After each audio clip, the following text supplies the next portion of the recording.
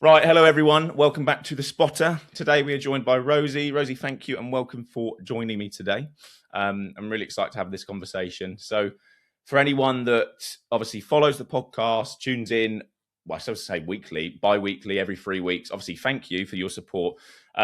Rosie and myself haven't known each other that long. And this is why the podcast is a beautiful thing and is exactly what I want to be getting out of it, whereby myself and Rosie actually came to start talking earlier this year in quite a bit of detail, actually, and went into detail about our journeys and why we do what we do. And Rosie reached out to me after listening in onto the podcast and seeing about what the mission was. And it was a real genuine interaction. And I wanted to start the podcast off by saying that this is why I do what I do. It's to build genuine connections and open up the channels through talking to people and just having conversations, because I really, really do believe that the key theme behind The Spotter is to help those struggling in silence through means of conversation, spotting people, en masse, basically, not just in the gym. And, if we can keep doing this, I can have more conversations with people that I don't know and then become friends with, and we can see, where things go. And if it helps just one person listening, that is, for me, mission accomplished. And, I really do appreciate you reaching out and just saying, like that you followed along with the journey, you appreciate what I was doing, and it's allowed us now to do this. And I think really that's just where I want to kickstart things by saying, like, we both to give some context to Rosie and her page as well. I looked into Rosie's page. So Rosie, just confirm, rediscovering _Rosie 22. Yeah. Okay. Got it. Straight away. Woo, straight away. He does his research. But yeah. So Rosie, if I had to describe what, in my opinion, you're doing, is you're opening up a space and logging your own journey, your mental health journey, your life in some elements as well, and also putting out there tips, helpful guides, and also opening I'd say, floor to healthy debates when it comes to definitely. maybe, stigmas, mental health topics, maybe do's and don'ts, or what society has maybe taught us to believe, when actually maybe we need to challenge that view sometimes. And I think that it's very important to have these pages and use social media for good, and use it for reasons that perhaps it's not used enough for. It's quite easy I think it's easy to slate social media, Instagram, Facebook, YouTube for definitely. Yeah, like it seems to be the topic nowadays. I mean, look what happened with the government. Keir Starmer's government before he left government, where am I correct in saying they put a ban? Yeah, it's a ban. Yeah, on, I think it's under 16-year-olds on using social media, I think. Is it limiting usage? Is it? I'm not sure. It was a complete ban, I know, for platforms like Instagram and TikTok. Yeah. But then there was talk about like limiting the usage as well, but I don't know the details of that. I was, I spoke to a lot of people about this, and my mum as well, because I was just saying, like, whilst I understand the, I guess, idea behind limiting for protection purposes, surely again that just comes down to family arrangements, how parents want to parent their children, and how they, I don't know, it seems quite individual for me, because also, like, if you put a blanket ban to a certain age, like, you're probably in some way like stopping individuals that are maybe creative in certain ways, they like sharing, like stopping them from doing things that they love doing, or So I was talking about this with my mum as well, because she kind of agreed with it. And I thought, I don't know, I wasn't expecting that, because I have, like, social media is kind of, that's where I found most of my community. And I'd probably go as far to say that I probably wouldn't even be here today, or at least not be where I am today, without people that I've met through social media, or the community that I found through social media. So I think a lot of people just, like, blanket statement, just say social media is bad and harmful and damages young people's mental health. But I think there's definitely two sides to it. Do you think that it comes down to more of whether or not you can create different, like, versions of the app, not maybe versions of the apps, but like tailored versions towards age groups? Do you put certain, like, I don't know, safeguards in place? Do you think it comes more down to like the companies themselves that need to be like held accountable? In an ideal world, 100%, the companies should be taking more responsibility. Yeah. But I mean, I don't really think that's going to happen because they're greedy. Yeah. So then I think it goes down to like education and, like you said, on an individual basis. Yeah. It's difficult when this has been I think this is a line again that governments probably have to be careful about crossing. Like when you start stepping too far into the almost like the households and how things are run on an individual basis, I think then you're starting to, in my opinion, go into a bit dodgy territory as a government. I'd agrry with that, because then it comes into like controlling people's personal lives and what they're doing with their time. 100%.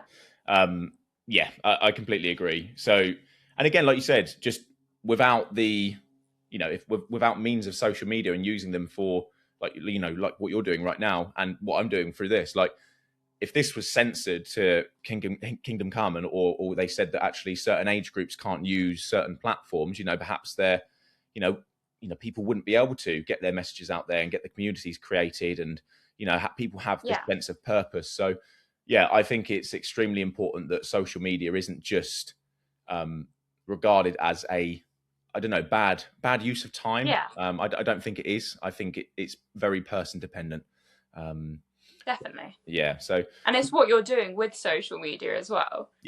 I mean, like for me, for example, do you know what? Actually, I completely agree with you in the sense of social media probably gave you or led you to become a part of a community. I felt like I found like a second family in social media, because back when I was, my mum was going through her worst times, I would log, I know it's like common nowadays for most people, I would just log my lifting journey, like things I'm doing, food I'm eating, which is obviously so common now for people to do, just as means to try and reach people and see if they did something similar. And I haven't got a huge following, but I know that what I've got is all organic. It's been people that have followed me for years, and I'm very happy about that. I think that's really valuable though, because again, I don't have a massive following, but a lot of the people you see, the same people viewing your stories, the same people replying to your stories, and it's just, it's a good community. It makes you feel like you've got that deep-rooted sense of family that have followed you along these years, and it's lovely. I'm very grateful for the people I've met through Instagram, and I bet you can say the same as well. Like it's 100%. It's a beautiful thing when you can meet people, and again, like we can have this conversation now because of Instagram, because of the podcast, and it's this is exactly what I want to be doing. So, and also I guess what happens, like the people that you speak to online, it doesn't always stay online. It does lead to real like person in face-to-face like relationships, because I probably won't just walk past you at the gym anymore. I'll probably feel confident enough to say hello. But I mean, I've met people that I started talking to on social media in person, and we've become really good friends. Really? And now we see each other regularly. So how long then, for example, take one of those examples, like how long were you talking to those individuals on and off on social media for before it came to a point like, oh, should we meet up? So I don't know. I'm one of those people where I don't tend to text. I'm not very good over text. Like, I don't like to just go back and forth if I'm never going to actually speak to the person. Like I'll speak about specific things, like if I'm responding to a story, but not just like, not small talk. I just had followed this one person for a long time, and then one day they followed me back, and I messaged them and was like, I think you're really cool. Like, I love what you talk about. I love your content. And they were like, I can't believe I didn't follow you back earlier. And then they were literally like, are you London based? I was like, oh, I live close to London. And then we were like, let's meet up. And then the next week we met up, and we've met up like 4 or 5 times since then. That's amazing. Was that fairly recent or? Yeah. Maybe like a month ago. Oh, that's amazing. What a story. See, but that's just it. Like, and you're right. Like I know people online that I like, for example, PlayStation. People love to, like, I don't know, talk down on gaming as well, but I think gaming is amazing for what it can do to certain individuals, the people that learn differently, interact differently. I think that for me, I used to game a lot back in the day, and that would just be with me and my close friends. But now through other friends, I've met people online and I follow them. I talk to them on social media as if I've known them for 5, 6, 7 years. And yeah, it's a lovely thing. I think it's very powerful, the online community in the space and what it can do for people and bringing people together. 100%. Yeah. It's just about being aware, isn't it? And like, not sharing too much information too quickly, the same as you would in real life, really. Although I personally struggle with that anyway. I'm quite an oversharer. I think we both quite similar in that sense. Like I do struggle myself to know when to draw a line, and I sometimes feel like I overshare. And I haven't really ever had anyone apart from, look, I'll give Abby her due, fair play to her. She's always there to sort of like be like, just calm down. Like, it kind of keeps me a bit grounded because she knows me really well. But I typically, I used to be someone that would just see good in people regardless and feel like I could just share with anyone. Like, doesn't matter what's going on in my life. I'd share what was going on privately. And I think sometimes you do have to be careful. Because not everyone has the same intentions or maybe sees life the same way, sees interactions the same way. Are you similar? Are you similar to me in that sense? I don't tend to open up easily, but when I do meet someone or speak to someone and I trust them, then everything, it's like the floodgates just open and everything comes out.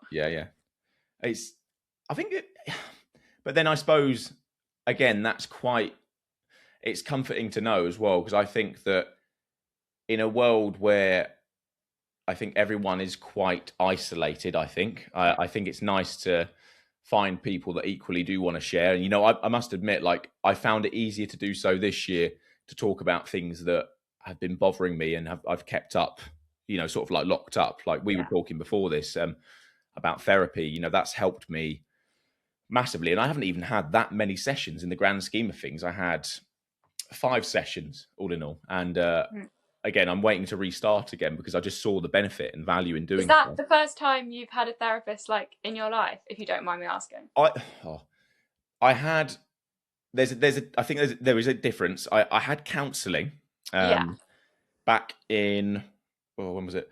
Early 2021. And that was obviously post the main COVID era. And I used that. That was for an organisation called, I think it was either Number 22 or Number 44 local. I'll have to confirm that, but they were a free service to use. They were amazing. And they prioritized individuals that were between I think it was the 16 to 25 age range. Had 9 sessions through them. It was fantastic. But first therapist has been the one I've been to this year. So, because for me, it was brand new. I felt comfortable to open up to my therapist, but it was still new to me because obviously it was more of I'm going to listen to you, take in what you say, draw up some information and maybe ideas and themes. And I was like, so you're just going to actually listen and have a conversation, but almost try and challenge me on certain things. I was like, I don't want to be challenged. I just want you to listen to me. Do you know what I mean? But I need it. I do need it. And do you have a therapist as well? Do you, not at the moment, Not at the moment. Not at the moment. So is it, when you said, like, obviously with me, like, is that my first, would you have said, like, based on how I am and how you've interacted with me so far, do you feel like I come across as someone that I kind of am intrigued? Do you think I come across as someone that has a therapist or struggles to speak? No, I think you come across as quite open, but then I don't know if that's just because of what I already know about you, if you know what I mean. Yeah. This is what I mean. We were talking before, weren't we, about, like, I said, like, I feel like it's almost like a bit of a defense mechanism with me. Like, I have 2 ways. I can be very open and honest with people because I'm comfortable around them, or I will be someone that tries to make the room laugh and be very open, almost extravagant, because I feel nervous. And what's happened is, I think now people just see me as a very confident, outgoing individual, but it's not the case. It's definitely a bit of a defense mechanism, but I can't help it. It's just me, What are you similar? Would you say that you're, in some ways, yes. In some ways, no. I think I tend to, I do the thing like when you're nervous, like you laugh a lot and you make a lot of jokes. Yeah. Do you know what I mean? Yeah. But generally, I'm very quiet and quite reserved. Like at work, so I work at McDonald's just part time.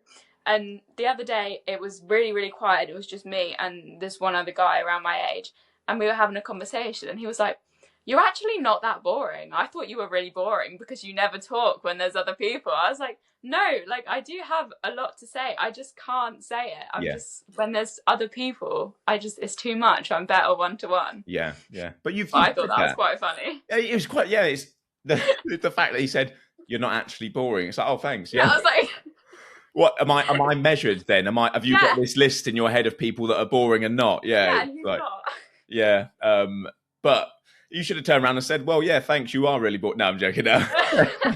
But yeah, no. I mean, look, this is it. Like sometimes it's that people that you speak to are gateways to conversations and gateways to relationships, or situations lend themselves to you feeling comfortable to talking, but sometimes, you know, whether that's at work or it's at the gym, like there's not always spaces that we want to be, I guess, oversharers or people that want to talk all the time and open up all the time, like because we might not feel comfortable to do so all the time. And, you know, like you said to me earlier in the podcast, you said like, it's about, I think you said like now that we won't walk past each other and sort of like, it's true, because even me, like I feel very comfortable in the gym because that's a space I feel very comfortable to be in. It's, you know, I love training, but again, I can imagine some people coming into, especially like the gym joint, it's quite... Yeah, it's very close community, I think. Yeah. So how long have you been a member of the gym joint now?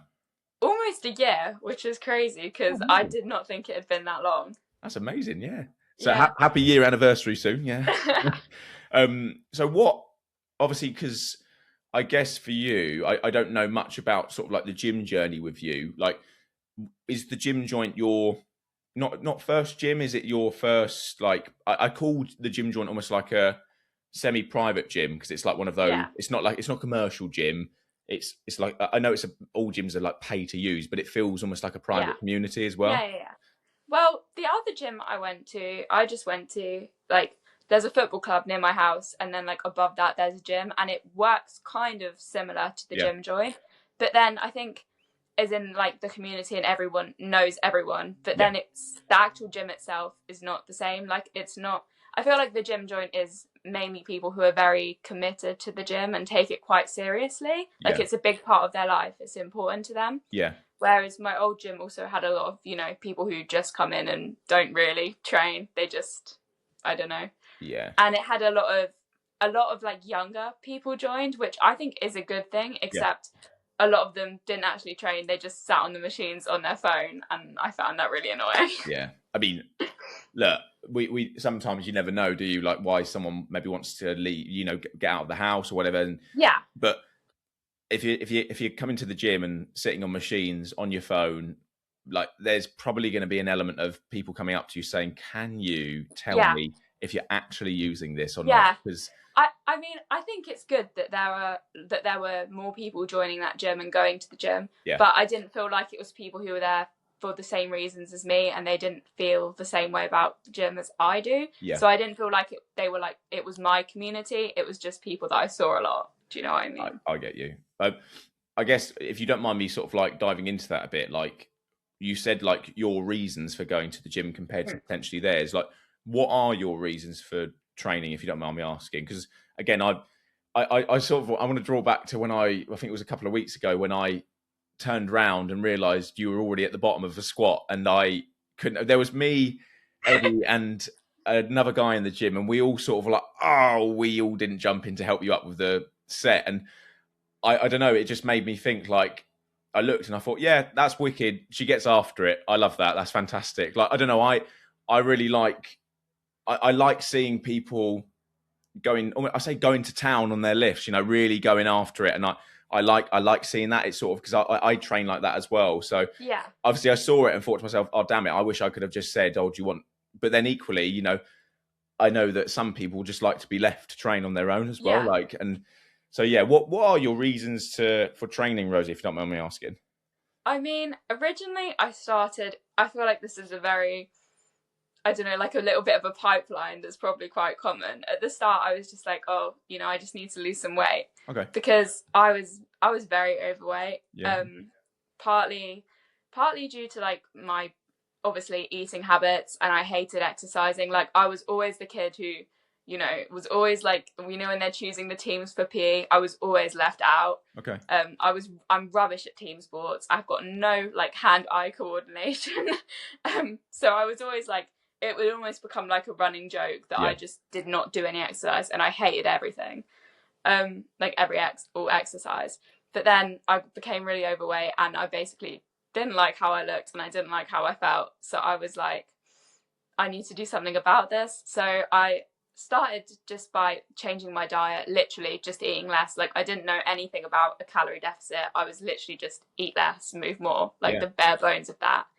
And then I was like, oh, well, I'll just join the gym. So I just joined my local gym, which is the one I was talking about before. And then I started, obviously it did help me to lose weight. And I was just doing the thing. I used to do 20 minutes on the cross trainer and then go around and do a set on every single machine. Nice, yeah. And then do another 20 minutes on the cross trainer. Yeah, hey, it's not bad formula, yeah. But like, you know, it's better than nothing, because I was doing absolutely nothing before. Yeah. And then one day I saw a woman in the gym, and she's a pro bodybuilder. She's called Amy Harris, and she was my first coach. I saw her, and because I brought my mum to the gym with me that day, and I said to my mum, I was like, I want to look like that. Like, she looks amazing. And my mum was like, well, why don't you just go and ask her if she does coaching? I was like, I can't do that. Yeah. She's like, that's embarrassing. So my mum went and asked her for me, and then she ended up coaching me for a while. Yeah. I'd already lost quite a lot of weight at that point, but she helped me, like, you know, continue losing weight, and then also like get into training properly. And then I just fell in love with it from there, really. And then I had to stop being coached by her just because she was too busy, because she was also a physio and had her own business, and it was just not working out, because I wanted to see someone more regularly or be in touch with someone more regularly.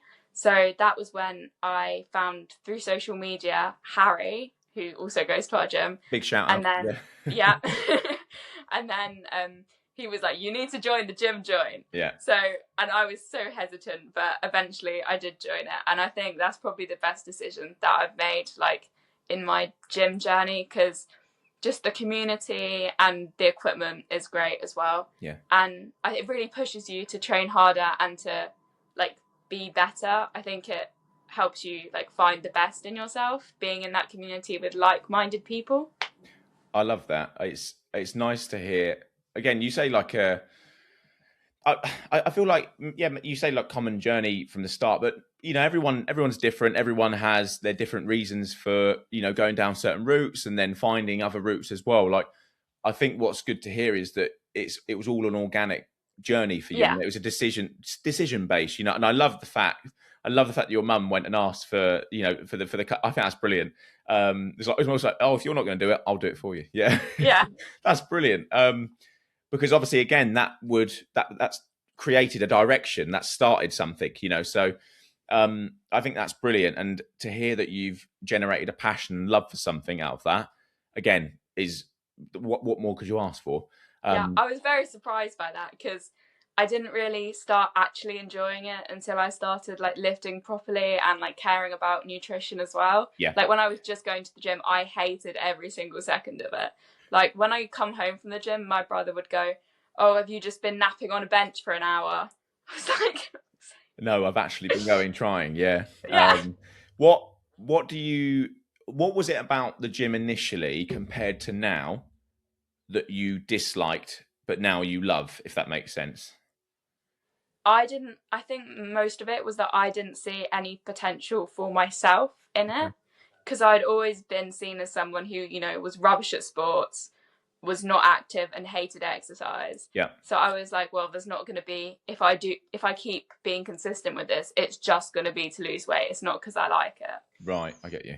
I think I didn't expect to like it. And then once I got, I guess, more into a bodybuilding structure, then I started to enjoy it more, because obviously my first coach was a bodybuilder. So she was kind of training me in that style, that structure. Yeah. So now that's what you know. Yeah. What was like, So now, I guess, since then, you've been with, are you still with Harry now? Yeah. Yeah. So what was the transition from one coach to another like? Was it quite a big step up? Was there a lot that changed? Because obviously Harry's been in the game for a long time as well, and he's very good at what he does. Yeah, he is. There was a lot that changed, and I think it was, so obviously I think it just came to kind of an organic like end with my last coach. Like, I don't have anything bad to say about her.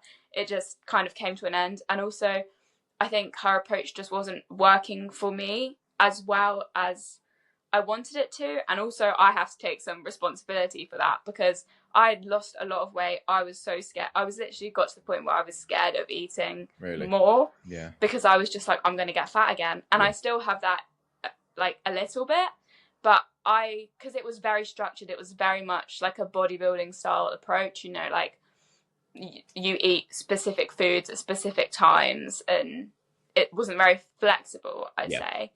I think I just wanted a different approach, and I came to Harry and I was like, I think I've gone a little bit too far the other way now. Yeah. Like, I noticed, like, my mum would be like, do you want to go out for a coffee? And I'd be like, no, because that's not, you know, that's not on my meal plan. Yeah. Or, you know, it's not in my macros. So I could never, ever do anything, like nothing social or family dinners. Like, I hadn't eaten dinner with my family for maybe 3 or 4 years. Oh, wow. Okay. Like, yeah, because I'm one of those people that, like, I'm like a dog with a bone. Once you tell me something, that's it. I'm sticking to it. Yeah, yeah. So I kind of went from nothing to everything, and I think it was getting too much, and I noticed it was becoming unhealthy. Yeah. So now I kind of said to Harry that I want to make progress, but I want to have a little bit more freedom, and I don't want to be upset about weighing my cucumber. Yeah. Do you know what I mean? Yeah. So we're kind of like aiming to just still the same end goal, but just a little bit more of a different approach to it. That's great. It sounds just more like just a genuinely healthy approach. Like, I'm not saying that I'm you know, we won't talk about like wrong or right, but it's more, there are different approaches that work for people, and you only know from learning and getting in and getting involved in that. But yeah, I think you're right. And do you know what I sort of draw on it as well? So for my background, being a bodybuilder as well, and someone that, you know, I weigh all of my food, but I've now got to a point where I don't feel guilty having things off, or if I want a biscuit, or if I, like, for example, myself and Abby today went out and had, you know, we had our breakfast this morning. We went out into a garden centre, had a scone with jam. There was a point back in the day where I would be like, if I have that, I need to cut out maybe 1 or 2 meals later in the day to warrant that. And we joke about it now and again, Abs. She's like, you eat all your meals today. And I'm like, yeah, I'll eat all my meals. Don't worry. But it genuinely, it's because she knows as well that historically I was like, if anything interacts with my food, my diet in the day, that's going to derail me. I cannot have that. I was the same. Yeah. So like this evening, my family are coming around for a barbecue, because obviously I'm going traveling for a little while. So I just want to, you know, get the family together. Yeah. I would never have done that before. I would be like, absolutely not. Yeah. Yeah. But I actually, you know, I'm going to join in with that. And that's a very recent thing. And I think what made me want to, like you said, to talk a little bit more about traveling. Yeah. So that's something that I wanted to do for a long time. And then maybe late last year, I was thinking, well, why have I not done it yet? Why am I not doing it? Why am I not planning to do it? And then I realized it was because of the gym. I was thinking like, oh, I'm not going to be able to train consistently. I'm not going to be able to find, you know, the right food in the supermarket. And I was thinking, what is the point of having like, you know, the most amazing physique, but you actually can't do anything? So was that actually, so the reason, I'm glad you sort of brought that up, is it you genuinely were putting it off because you thought this isn't going to fit in line with my gym progress? Yeah, like it's that big of a big thing for me. And I kind of communicated that a little bit to Harry, and he was like, basically, well, you know, you've got to live your life, and like this is an opportunity, you have to take it. Yeah. And he just says, like I've tracked every single day for probably like 4 years. Yeah. And I noticed it getting a bit unhealthy, but since I started with Harry, I've been very much like, you know, it's been so much better. Yeah. And I haven't felt guilty for anything. You know, I haven't cut out any foods or been too far with it. But then I just thought, I've got to take the opportunity. And so we've done not tracking for a couple of weeks now, and it's been going completely fine. And I think that's quite a good sign of progress for me, because before that would have freaked me out. Yeah, because you're letting go. You're letting go of something. Yeah. And it hasn't bothered me very much. It's been a change, because I think it's not really about food for me or about calories. I'm a massive routine person. Yeah. And I hate unpredictability. Yep. So it wasn't so much about, being scared about gaining weight. It was literally just, I hate change. Yeah. And I have that in every single aspect of my life. Like, if I'm supposed to go shopping at 2 p.m. and I get stuck in traffic, I'll freak out. Yeah. Yeah. Do you know, that's exactly like me, but I think I agree with Harry and what he said, like that, these situations in life, because, they may come up, or we put off ideas because of other reasons. But in reality, like, there's always ways to find certain foods. There's always ways to track if you wanted to, or, again, probably with your time with Harry and historically, you now know, what's a good option, what's not, how to balance things. Like, see, I think it's like you just said, when we've been doing something for so long, like for me, I'm glued to my Fitness Pal. Like, I love putting all my food in there. When that's taken away from me, I do feel like I've lost a big part of me. But I've tried my hardest now.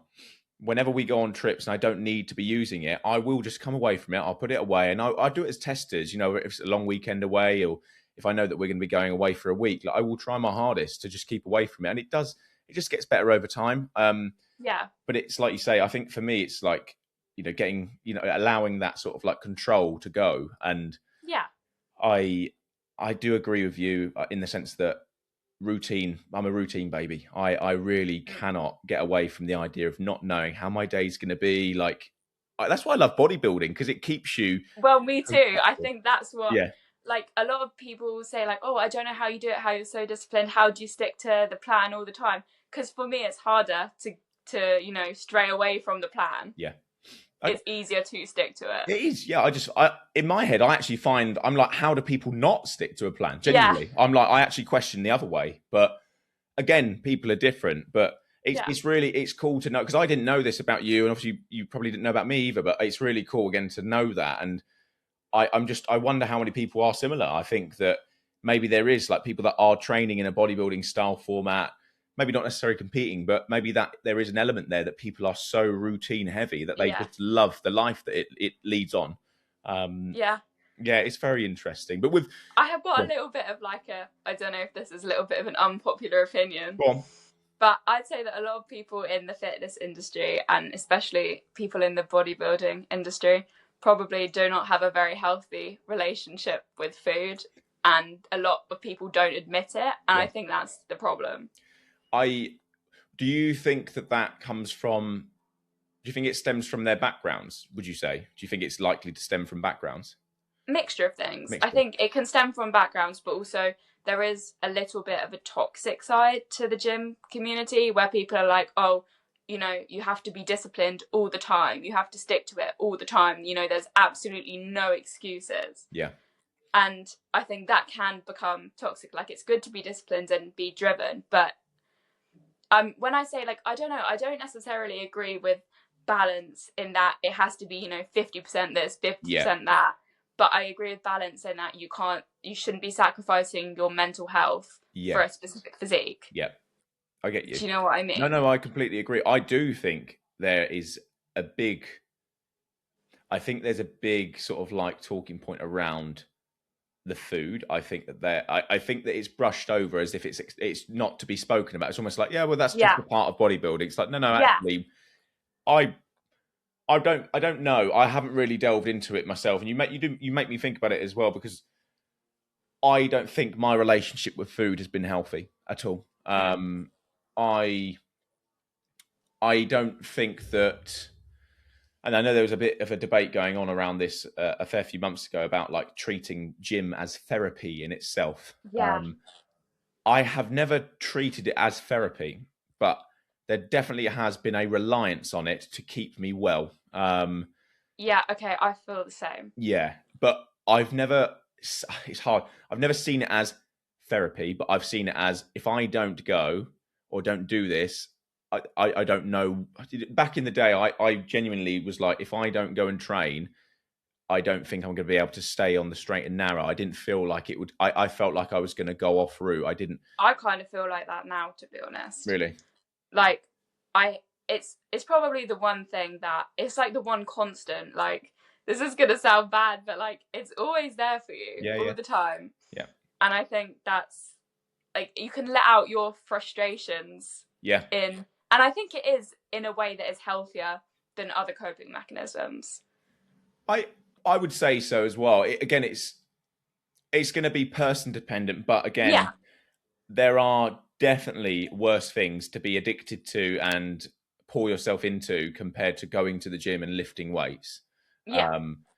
But I think I get what you're saying. Like with the emotion side of things, I have had so many emotionally driven sessions in the past. Like, and I still do. Like, I still put on music that takes me to a certain place, or maybe sometimes I don't want to listen to music. Like back in the day, I used to go and train at the gym joint like past 9-10 o'clock at night because I knew it was empty in there back in the day. And I just wanted to be surrounded by weights on my own and almost have my music on and just train solo. But you make a good couple of points there. I think that definitely there is more to talk about in regards to the food side of things. I think that, maybe it's almost like something that's just covered up by, or having a plaster over, like, oh, that's just discipline. That is just the way it is. And I don't think that is the case. And like you said, I think sacrificing your mental health is not the way to go in order to achieve a physique. Like, it's never going to lead to, because you'll get to that point. I've always said this, like, what's the end goal? If you achieve your dream physique, are you actually going to be happy? Like, probably not, because you've got to that point and then you realize, actually, I could push for more. I was going to say, you always want more. Yeah. Because I always think that, because I was like, a few years ago, my goal was like, oh, I'll just get to this weight and then that's good. Yeah. And it's not good. I'm not happy with it. This is it. And that's it. Like, what is good? Like, it's, I think realistically, we have to get to a point where, and it's hard, but you just try and enjoy each phase you're in, if you can. Yeah, like, definitely. Right now, I'm in my off-season bulking phase, and for once in my life, I am enjoying it. Like, I'm enjoying eating, having little bits off, like going out for food, and I'm not worried about like putting on too much fat or like, because I know I've got almost like the grounds to do this correctly. I've got a very good coach. Like, but historically I would be like, oh, I don't want to, has to be a lean bulk. I don't want to put on X amount. Like, I don't know. So I think that the food side of things, there's definitely a question there, but I'm glad. This is probably going to be like a little bit, I don't know, controversial again. But I think, because when I was overweight, my relationship with food was not good at all. Like, food, that was just my coping mechanism. Yeah. When I was sad, I ate all the time. And that obviously is not good for your physical health either. And I would say that people were less concerned about me then in terms of my relationship with food than they have been now. Really? Like, I think there is a little bit of a stereotype where if you track your food, or if you go to the gym a lot, like, that it's an eating disorder. Yeah. And I think it's important to also not kind of, I don't think that's a good outlook on it either, because I do think in that respect, I do think it's about balance, because just because someone tracks their food, it doesn't mean they have an eating disorder. And I think partly is because I have always struggled with my mental health, so they automatically just kind of drew to that conclusion. Yeah. But also, at the same time, I think it's quite invalidating to people that actually do struggle with eating disorders. Yeah. Because that is not the same thing. Yeah. And I think that can be quite harmful. Yeah, no, very valid point. You say controversial. Hey, look, this is a space to talk about anything. Yeah. Get it all out. It's yeah, because obviously I'm in the mental health community a lot on Instagram, and I try to keep gym stuff separate to it. Also because I'm aware of my audience, and a lot of my audience do struggle with eating disorders, so I don't think that's the right place to be talking about, weight loss and calories, and I'll stand by that. Yeah. But when it comes to like, I forgot what I was going to say. No, there's a lot of people saying that like, if you're tracking your food, it's automatically disordered, or trying to lose weight is disordered. And I don't think blanket statements like that are helpful, because I think it's not just about the actions, it's about the mindset behind the actions. 100%. And also, like, just tracking in itself is a means to seeing what we are putting in. Like, it's a great measure. Like, that. It's awareness as well. Of course it is. Like, one of the most, if not the most accurate way to understand if you're in a calorie surplus or a deficit is to be like, okay, I'm eating less than what I need to maintain my weight. Cool. That means if I move a bit more and I continue with the plan and train hard, I'm likely to lose weight. Wicked. I'll hit my target. It's not, I think you're right. I don't know. Maybe it's hard to realize if it's an eating disorder. And again, I don't want to talk out of turn, because I don't think I have one, but haven't really explored that route.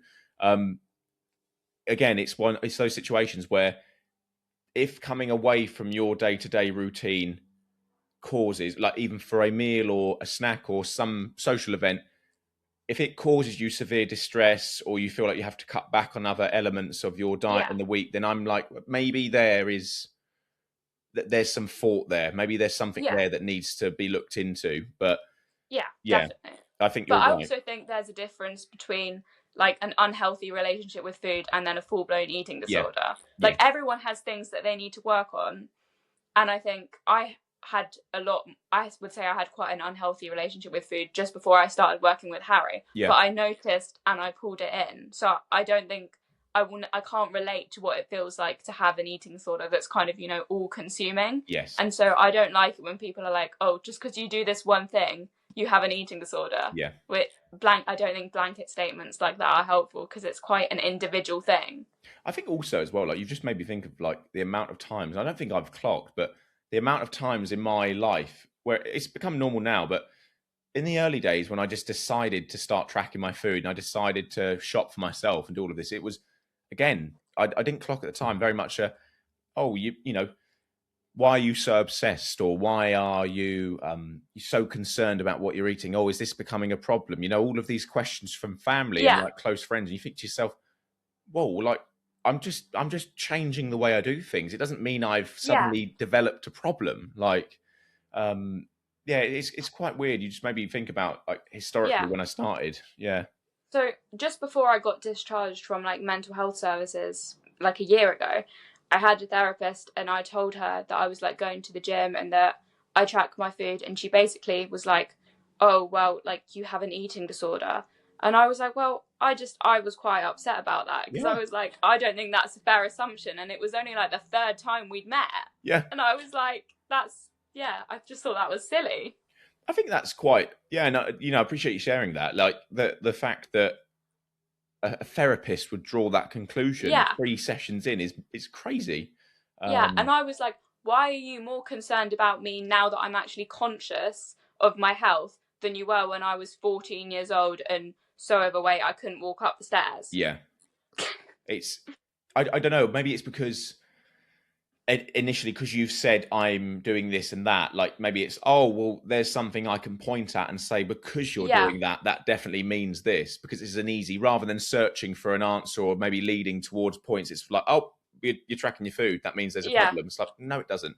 So I understand, like, being aware of your relationship with food and kind of keeping an eye, because I do think it can go too far. But I don't think it's right to be automatically labeling people because of things that they, that they do. No, you raised some really valid points. You've made me almost think back to, whether or not a lot of the things that were said to me in the early days have now led to where I'm at today. And still not, I don't know what is right and what's wrong, like, but I still do struggle for a little bit of balance and a little bit of, pulling away and being at ease with it. But Abby definitely helps with that. I think, as we've been speaking about your gym journey, your background, you mentioned that about being discharged from mental health services, like not to pry too much, but obviously linking back into, your page, what you do now. I wondered if you could sort of talk to me and talk to the audience about like why you chose to create your page. Obviously recently you had a bit of a change in branding for it as well. Like, I haven't been following you for too long. Obviously when we met I have, but you do post on there. Sometimes it can be, again, like you say, debate triggering, or intrigued to get people's opinions on this topic, helpful advice, tips and tricks, and maybe ways in which you find helpful methods of coping with certain things as well. So what really is Rediscovering Rosie? What is the page about? Like, well, I struggled with my mental health for probably since I was maybe like 10. Yeah. And it started off with just like really severe anxiety, like to the point where I couldn't really go to school or leave the house. And then when I went to secondary school, it kind of like hit a peak, I guess. And I became like really unwell, and I ended up being hospitalized for a little while. Yeah. And then I got diagnosed as autistic when I was 15. And I think that was quite a big turning point in my life. But just before that, I think it was just before I went into hospital, I wanted to start like raising more awareness about mental health and like autism. So I made that account on Instagram, but it was actually anonymous to start with. Okay. And I didn't talk about my own journey. I kind of just did like more informative posts. Yeah. And then it kind of changed. So then when I went into hospital, just after that, it turned into like a recovery account where I was sharing my own journey. Yeah, I've always been very careful not to, like, I think it's important to talk about things, and, you shouldn't feel ashamed of sharing your own journey, but you also have to be aware of how what you say is impacting other people. Yeah. Because when you start an account like that, you get a lot of people who are in similar positions following you. Yeah. And obviously you've got a lot of vulnerable people all consuming your content. So you don't want to say anything that's going to, potentially trigger them or anything like that. Yeah. So then I did the recovery account for probably maybe 2 or 3 years. Yeah. And then more recently, I thought I've been in a good position now for quite a long time. And also I just thought like my creative juices were flowing, and I thought I want to not just limit myself to talking about mental health things. So yeah, I changed my username to kind of, I guess, reflect rebuilding my life after like the height of my struggles, I guess. Yeah.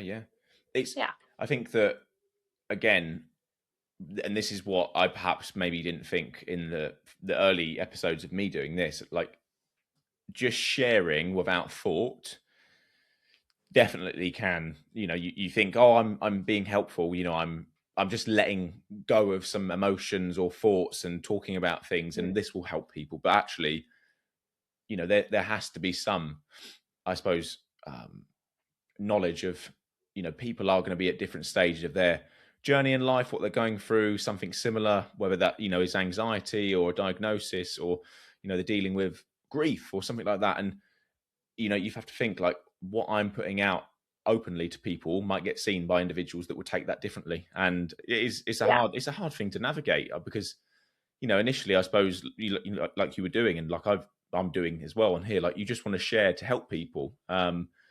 And it comes from a genuine place, but you never know. People might take things in a different way. But have you found, like, through your journey of logging your journey, have you found that you've had almost like conflicts with people, or when you had these debate topics, have you found that because I remember seeing some of your posts where people are commenting back saying that, they disagree with what you've put up, but quite clearly you've said, I'm not putting it out there as this is gospel, but this is very much, I'm encouraging debate around this.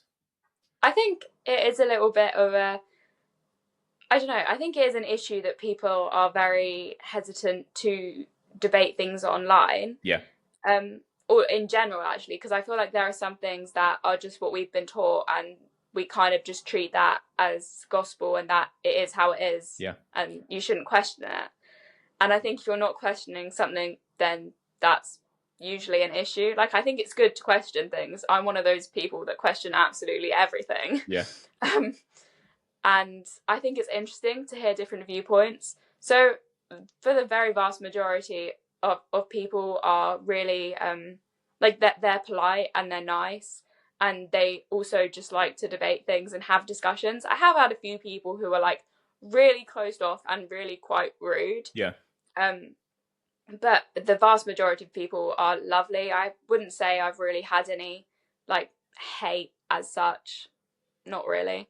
But I just think again, you're always going to get a few bad eggs, bad comments, and I don't want to let that stop me from sharing things on social media at all, because you get it in real life as well. Oh yeah, because even like with this I can't remember the episode now. It might have been, I think it was one of the earlier ones, but I had someone that was an avid commenter on my on my posts, on my episodes, and across 3 episodes put very similar messages saying, your title doesn't link to what you're saying. I came on here wanting to get something from this, but you talk a lot about this and not a lot of this. Like, this is ridiculous. And I was like, respectfully, I just went back to him and said, look, it's not going to hit home with everyone. This is me getting my thoughts out there.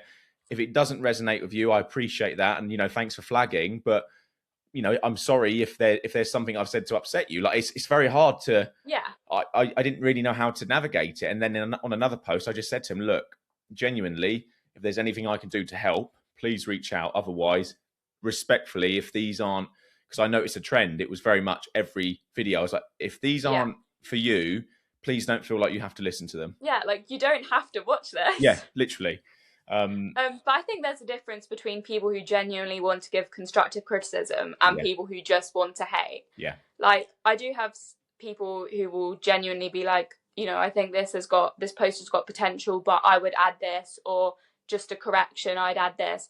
And then I had this one comment that basically said, you're like an imbecile woman, just like other women, always talking out your ass. And I was just like, or something along the lines of that.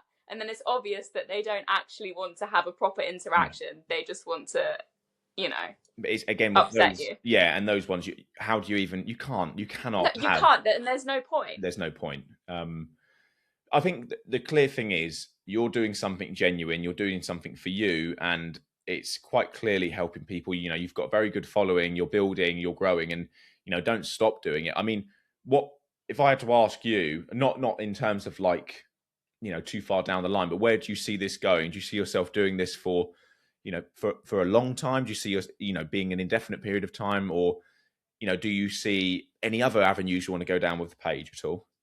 I can't see myself like stopping doing it, so I think I'll probably do it for as long as I want to, because it's something that I'm passionate about. But I don't know, I'm not particularly like, set on being a career or anything, but I would like to get more into advocacy and activism for mental health related things and other things that I'm passionate about, like things that can make a real difference, 100%. I guess, like a tangible difference, if that makes sense. I agree, and being able to see it. I'd like to get more opportunities like that from my account. Like, already I've had I've had Professor from Reading University. I've done interviews for that. I've done interviews for books. I'm currently like in the process of doing some interviews for like someone who's making a YouTube documentary. Amazing. On BPD. So I like to get involved with that kind of thing. But I just do what I enjoy, really, and what I'm passionate about. Well, and it is coming through, and the fact that you're having these conversations with people, it means that it's, I would not say working, but it's reaching the right people. And that's amazing. It's a power in itself. The power of talking, the power of putting conversations out there to people, and doing things like this hopefully will lead to other individuals contacting you, and same with me. And we reach people that perhaps we wouldn't have thought that we would have before. Do you ever see yourself doing it? I know that you had I think you said you had a podcast, or I'd looked into your old one. Would there ever be a reignite of the podcast, Blood's Juices? Potentially. I don't know. I love the idea of it, but I didn't like doing it on my own because, I don't know, I wouldn't say it's lonely, but it's harder to keep people engaged because it's not a conversation, whereas it's better. I think it's more enjoyable to listen to a genuine interaction between two people. 100%. Whereas it just became like a stream of consciousness. I think, it's one of them, isn't it? It's quite, I found the early ones of these quite difficult.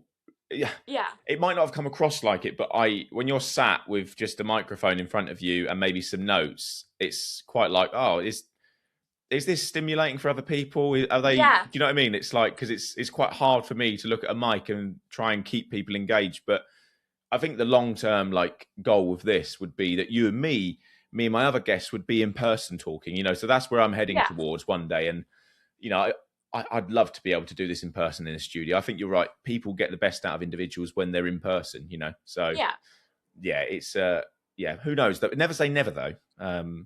But yeah, what's go on? What you can say something. I was gonna say, I wouldn't be closed off to starting my podcast again, but I don't know, it's just about finding the time, I guess. Yeah, it's another thing to do, isn't it? So we're talking of time. I want to sort of sway into, obviously you mentioned at the start about traveling. Obviously, just so people are aware, obviously I know you put it on your page as well. You are going traveling in a couple of days. So what's the plan? How long for? And what do you intend to see? But yeah, so traveling, Rosie, in terms of what's coming up, give us a bit of an insight in case anyone is interested in doing it themselves as well. So I'm going interrailing with my boyfriend for about 4 weeks. We're starting off we're doing France, Spain, Italy, Slovenia, Germany, and the Netherlands. Wow. And we're doing a couple cities in each of them. Yeah. So yeah, it's the first time I've done anything like that. I have been to, I think, a couple of the places. Yeah, I've been to Paris and Rome before. Yeah. But I have never done it with trains and buses before. So I'm quite nervous, but I think it will be fun. Does this all get booked? So how does it work? Sorry if I'm a bit ignorant to it. So I did actually look at, when you put it on your story, I looked into interrailing. I've heard it before, but how actually does it work then? So you can do it a lot more spontaneously than I did. Yeah. Because I'm the least spontaneous person ever in the world. I've literally got a spreadsheet and I've booked everything. Yeah. Yeah. But you get the interrailing pass, and so the one I've got is 10 days within a month, I think it is. So you can travel for 10 days, 10 days in the month, and you get a pass. You just select the journey that you're taking on the app, and you get a QR code, and then that's your ticket. Yeah. But you can get different ones. You can get ones that are 30 days consecutively. But you can take as many trains as you want on those 10 travel days. Yeah. And then paired with that, I guess are you booking your stays in places when you're there? Yeah, so we're doing hostels. Nice. So you actually, it's quite flexible. So you usually have, I think as long as you cancel 48 hours before, you get the deposit refunded and you don't pay until you get there. Wicked. So it's quite flexible if something goes wrong, or you miss a train, or you need to stay longer in one place. I've never really thought of doing it myself. I'm quite. We've done a bit more trekking this year in terms of inland trips, but just hearing these sort of destinations you're going to, it sounds amazing. To be fair, and you say about 4 weeks. Yeah. Wow. Okay. That's going to be awesome. So, I guess with that, then, where are you looking forward to seeing the most, or going the most, if you had to? Slovenia, because I haven't been there before, and we're going to Lake Bled, and it just looks we love, both me and my boyfriend, we love hiking and so I'm really looking forward to that. And also San Sebastian, because there's a couple of mountains there which we want to climb. Not big mountains, but you know. Hey, look, it's all new experiences, so it'll be an amazing journey. Are you going to document it on your page a little bit? Yeah. Me and my boyfriend made a separate Instagram page just for that as well. Nice. Okay. Do you want to give a bit of a shout out to what the handle is? It's Adventure Time 2. It's a play on, the program Adventure Time. Yeah. Hey, look, there is no, whatever works, it's genuine. So yeah, that'll be good. We'll make sure to keep in touch with the journey. Rosie, I really do thank you for coming on today. We'll obviously leave it there for today's conversation. And I also appreciate you opening up about segments of your journey so far. I think a lot of what we've touched on is probably going to be things that perhaps my listeners and your listeners as well, and people that you follow, maybe don't know in certain portions, or perhaps do know, or individuals that are going through something themselves. And that's obviously the beauty of these conversations. So I really do, if anyone is listening to this or watching this and thinks that something that we've said is, it has really hit the nail on the head, it's sort of resonated with them, please do reach out. I'd love to have a conversation and would welcome it. And again, with the podcast, I encourage anyone that wants to come on and feels like they have something to say that could help people, continue, be a part of the movement, I would love to have you on. So please do get in touch, and please do go and follow Rosie's Instagram account. So do you want to give another shout out to yourself on that one as well? Yeah, it's rediscovering_Rosie22. Awesome. And Rosie, I'm sure that this will not be our last conversations. If you do want to come back again on the podcast and we can continue our conversation, that will probably span even more subjects down the line. Yeah, I'd love to. That's awesome. Thank you very much for your time today. All right. I really enjoyed it. Thanks for having me on here. Cheers, Rosie.